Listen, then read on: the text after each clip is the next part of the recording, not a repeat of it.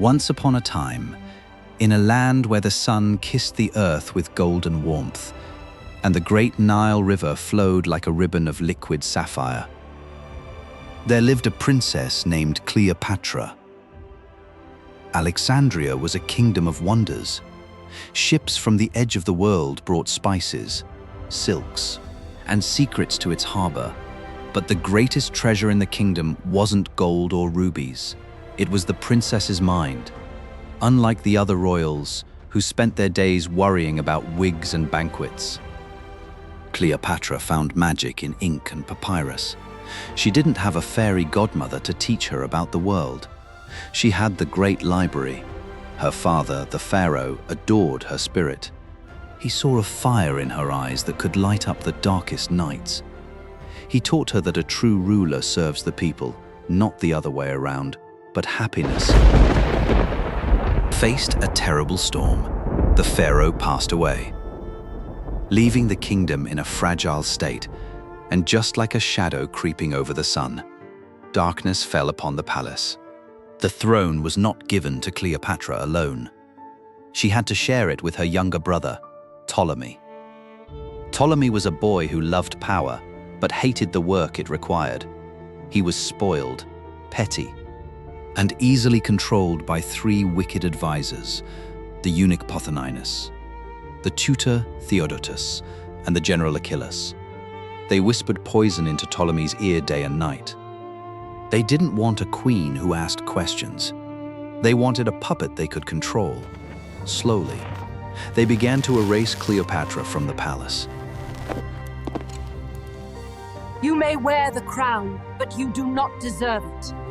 You bring ruin to Egypt with your arrogance. First, they locked the doors to the great library. Then, they took away her royal guards. Finally, they did the unthinkable. Get out! Banished. The word hung in the air like a heavy stone. Cleopatra was forced to flee the city she loved.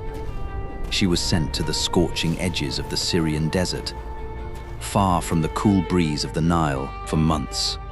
Her life was a swirl of dust and loneliness. She missed the smell of the sea.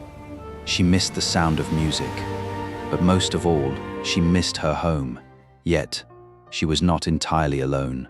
She had Apollodorus, a loyal servant who was as strong as an ox.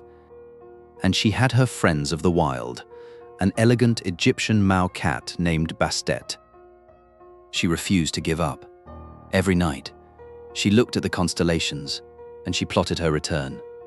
She knew she needed a miracle, and then, one crisp Tuesday morning, the miracle arrived.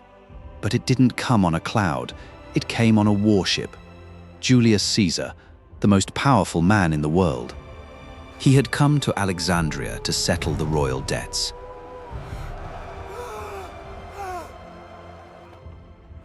In the palace, chaos erupted.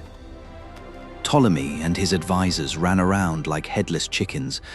We look like absolute villains in the blue one. He'll hate it. What about the gold? Does this look less villainous to you? We have to impress him. I want him to like me best! Block the harbor! Guard the gates! They set up a blockade that not even a mouse could slip through. Every road was watched, every boat was searched. Cleopatra heard the news. Her heart leaped. This was her chance.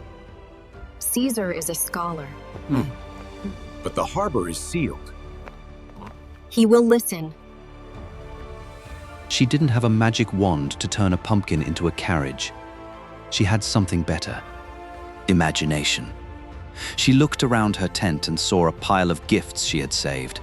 Silks, spices, and beautiful, intricate rugs under the cover of a moonless night. They sailed a tiny, creaky fishing boat toward the great harbor. The water was dark and silent. The massive Roman ships loomed above them like sleeping giants. They reached the palace dock. Cleopatra stood up. We are delivering a package. Roll me up. That is undignified for a queen. Tonight, I am just a surprise. Roll it. She took a deep breath. She lay down on the beautiful rug. He rolled her up inside the carpet, tying it loosely with a cord. He hoisted the heavy bundle onto his shoulder. To the guards. He looked like just another servant delivering a gift to the Roman guest. Apollodorus walked through the long marble corridors. His shoulders ached, but he didn't stop. He walked right past the wicked advisors, who were too busy arguing to notice. Finally, he reached the royal chambers. Julius Caesar sat at a desk, looking utterly bored. Ptolemy was droning on and on about tax rates. Apollodorus cleared his throat, but Caesar was curious. He waved his hand. Apollodorus placed the bundle on the floor and untied the knot. The room went completely silent. The only sound was the crackle of the torches. Caesar looked up. His boredom vanished instantly. He didn't see a political prisoner. He saw a girl who was brave enough to smuggle herself into a fortress. Ptolemy's jaw dropped. The advisors gasped. Caesar stood up and walked toward her. He offered his hand. Cleopatra looked at him. And for the first time in a long time, she didn't feel like a fighter. She felt like a woman. That night, the palace changed. Caesar sent Ptolemy to his room like a naughty child. He and Cleopatra sat on the balcony, overlooking the Nile. They talked until the sun came up. They didn't just talk about treaties and wars, they talked about the things that mattered. They realized they were two lonely souls who had finally found their match. He admired her brilliance. She admired his strength. It wasn't just a political alliance, it was a meeting of hearts. But the villains were not done yet. The next morning, Pothinus and the advisors tried to stir up a mob. They surrounded the palace, demanding Caesar leave. Inside, the walls shook. Cleopatra looked at Caesar. Together, they stood their ground. With Caesar's legions and Cleopatra's loyal subjects who remembered her kindness, they fought back the darkness. The wicked advisors were chased away, their plots unraveling like a cheap sweater. Faster, you idiot! We must escape! Ptolemy, realizing he had no friends left, fled into the shadows, never to bother them again. Peace returned to Alexandria. The library doors were thrown open. Music filled the streets again. Cleopatra became the queen she was always meant to be. She ruled with wisdom and grace. And though Caesar eventually had to return to Rome, their love story became a legend written in the stars. She taught her people that true royalty isn't about the gold you wear, but the knowledge you keep, and the courage you show when the world tries to roll you up and put you away. And they all lived, historically perhaps not forever, but in the memory of the world, happily ever after.